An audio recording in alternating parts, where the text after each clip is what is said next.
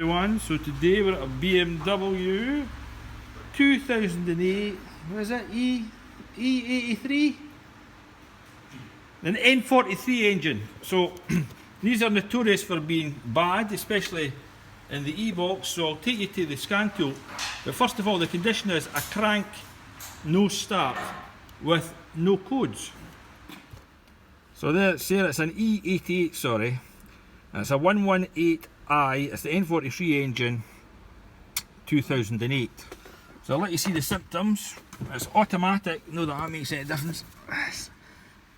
So straight ahead, we'll crank it over.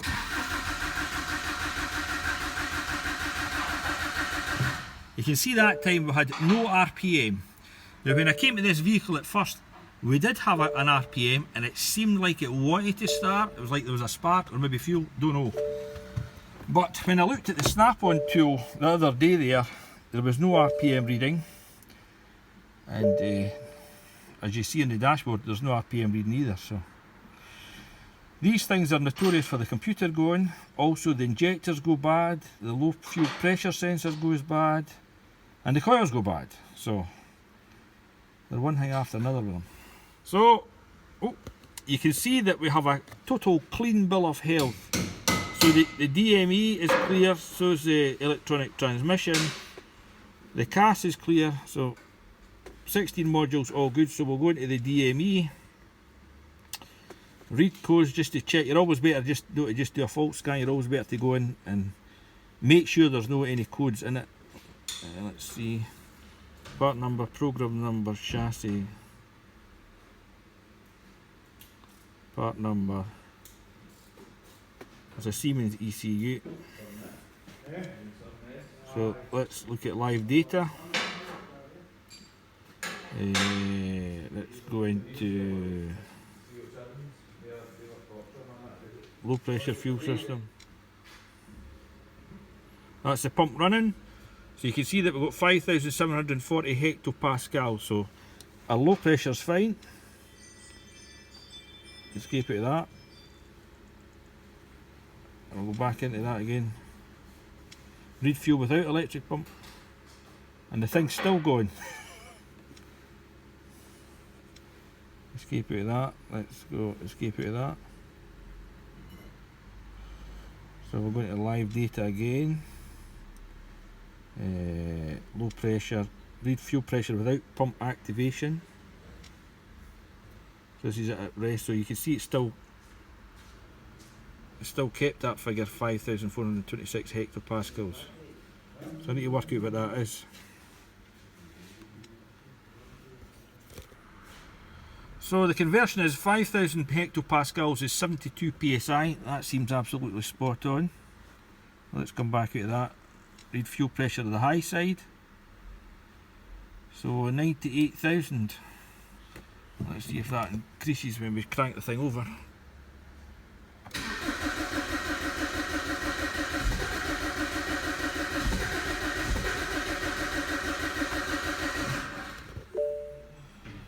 So 1,000 hectopascals equals 1,450 pounds per square inch. So that looks good enough for me, I would think. So let's see if we get an RPM this time. Huh? Oh, that's right. He interrupts my videos. Engine idle. Hey, see when I made him on fucking I have made me nothing. Don't swear, I can't. You'll get me my channel banned. Press the throttle, it'll start. There we go. Yeah, little man. See, sometimes we are getting an RPM reading. So the first thing I done on this was to remove the DME to see if there was any water intrusion, and to be honest, it's bone dry. So there's the code of this thing here. I'm just going to check online and see if these are a problem. Right, I went back to more basic because I could not work the pinouts on that ECU. I need to get a better diagram. So anyway, yellow is into number 1 coil, green is onto battery voltage, and blue is on injector number 1. So if you see, we said yellow is coil, so that's the coil there. We'll just zoom in a little bit more. Go along.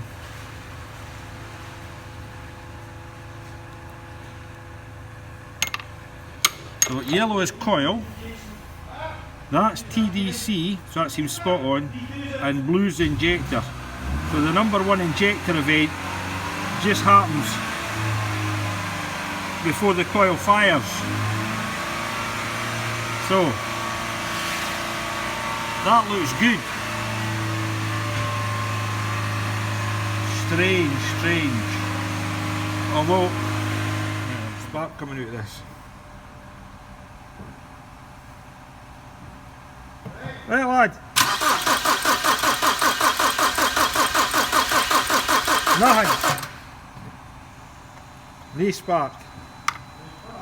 We're chasing after the coil, I think, this time. So brown wire is earth, so we'll just take our test light to battery positive, and we'll go to the top one. You can see that's a good earth. We'll take our test light and we'll go to negative. Check our test light, that's good. So I think the green wire is the power supply. So maybe this one, the ignition's got to be cranking over in order for it to work, but there's nothing there at the moment. There's ignition on. We'll go into the green wire there. You can see we've got a good supply there in the green wire. So it's a good earth and a good supply.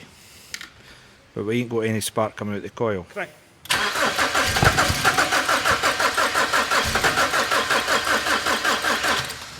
Now, this spark. So we swapped coils, we took number 2 and put it into number 1, and now when we crank over, we're indeed getting a spark. So what I was wanting to do is just show you a good trace. So we're into the white wire there, so that's the ground inside, and we'll put that, we'll capture it on the scope. I'll show you what that looks like. There you go, that's a better looking trace.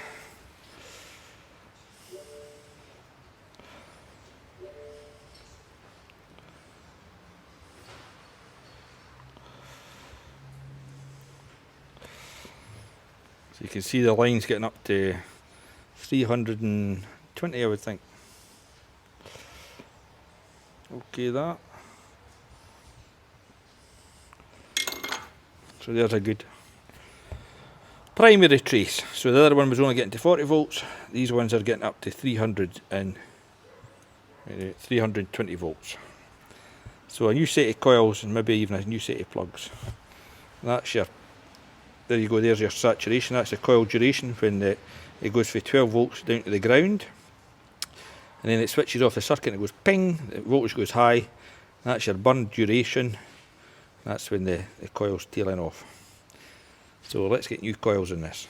I think this maybe says it all. Coil 1 looks original, coil 2 looks new, coil 3 looks original, and coil 4 may be new. Hard to see. I think they've just replaced a couple of coils where they're a bit like light bulbs, these coils. Better just to replace a lot. So we've ordered new coils, but we've whipped the plugs out. Oh, your beauty. They're soaking. So we're putting plugs and coils in it.